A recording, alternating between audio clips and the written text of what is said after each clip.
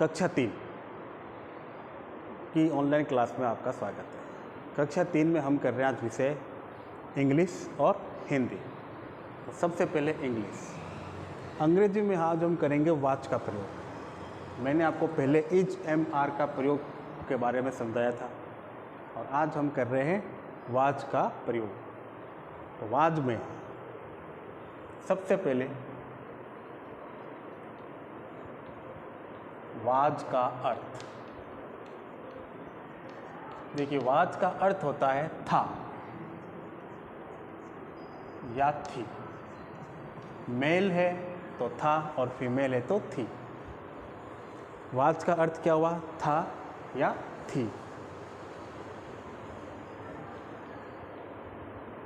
जब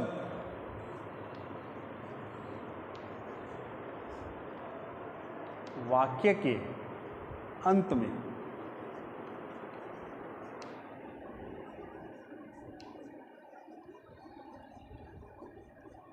था या थी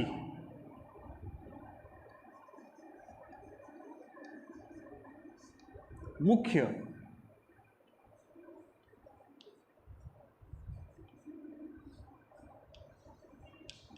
क्रिया के जब वाक्य के अंत में था या थी मुख्य क्रिया के रूप में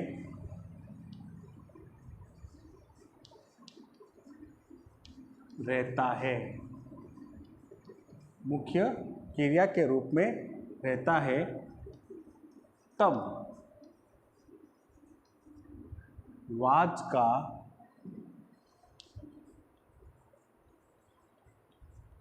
प्रयोग किया जाता है।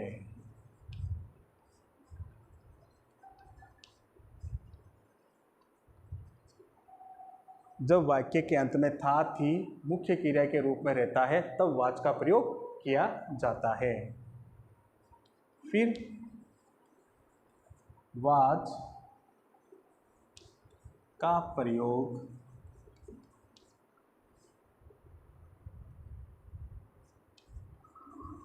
एक वचन संज्ञा,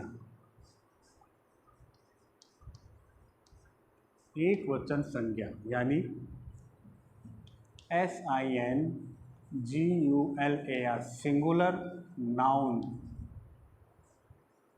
के साथ होता है। सिंगुलर नाउन्स के साथ होता है। अब देखिए सिंगुलर नाउन्स यानी वाक्य में जब वाक्य में कर्ता यानी सब्जेक्ट, कर्ता यानी सब्जेक्ट आई के साथ भी वाच का प्रयोग होता है। I watch, he, see, it, he, see, it.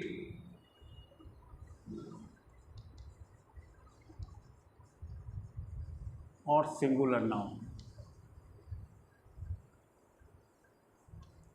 के साथ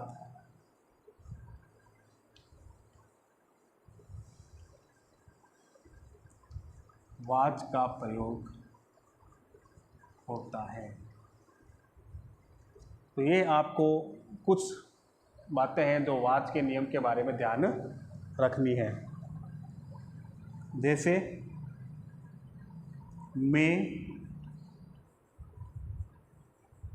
तैयार था। अब इसको आपको इंग्लिश में ट्रांसलेट करना है। मैं तैयार था तो मैं मीन्स यानी आई।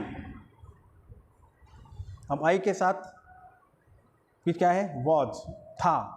क्या लिखा पीछे देखिए? आई मैं तैयार था तो आई के साथ वॉज।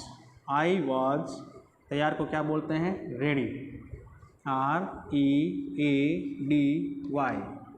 आई वॉज रेडी, मैं तैयार था।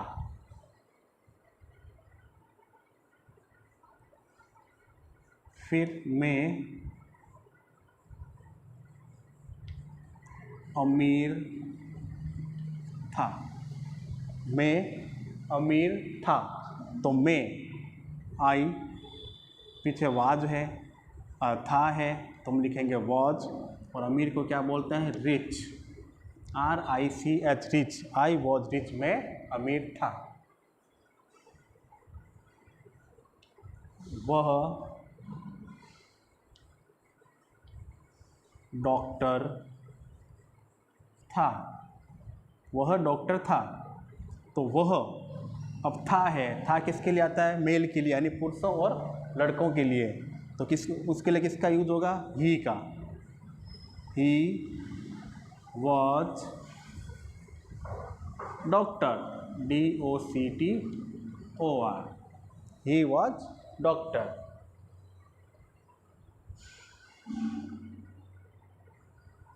वह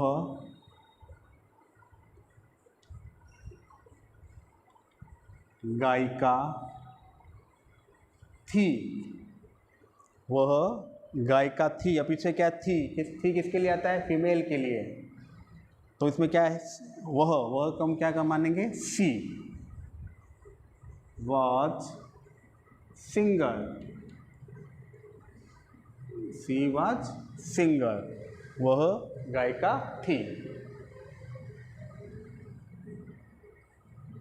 मैं उदास था, तो आई वॉज सैड, मैं उदास था। तो इसको आपको कॉपी में लिखना है और इसको पढ़ना है और इसको समझना है। हिंदी, ठीक है, हिंदी में हम कर रहे हैं आज।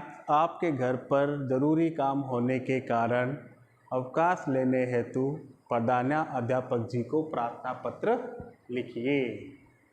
तो प्रार्थना पत्र की शुरुआत सबसे पहले तो आप लगाओगे डेट, यानी तारीख, यानी 7 अगस्त 2021। फिर लिखेंगे श्रीमान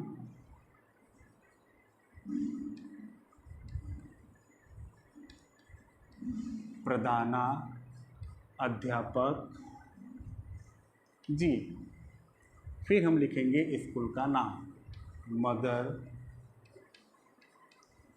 टेरेसा कॉन्वेंट सेकेंडरी शिक्षण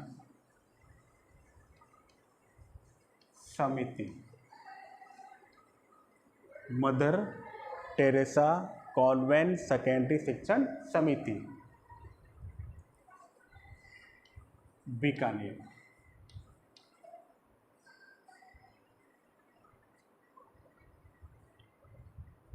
महोदय जी,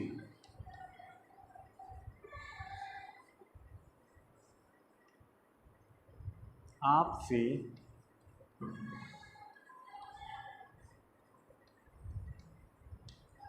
सादर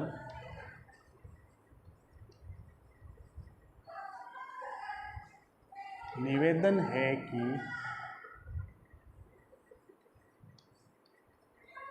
मेरे घर पर आज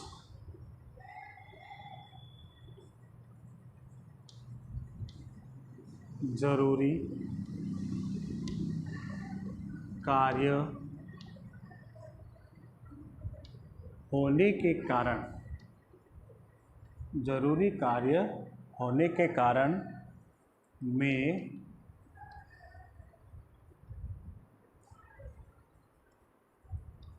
स्कूल आने में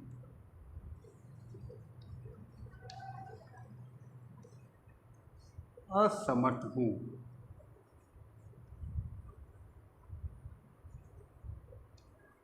इसलिए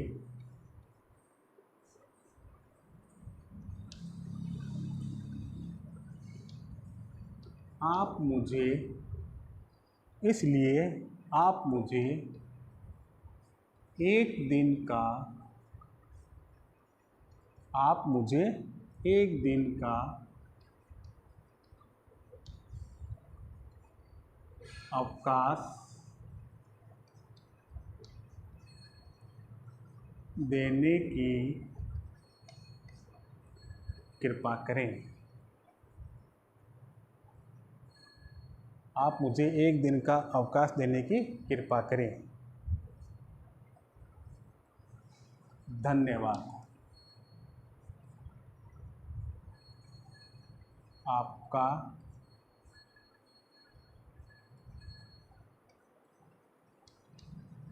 आज्ञाकारी शिष्य। यहाँ नाम आ जाएगा, यहाँ कक्षा आ जाएगी। इस प्रकार से आपको छोटा सा प्रार्थना पत्र एक दिन के अवकाश के लिए अपने प्रधानाध्यापक जी को लिखना है। इनको लिखिए, पढ़िए और इन्हें याद कीजिए। धन्यवाद।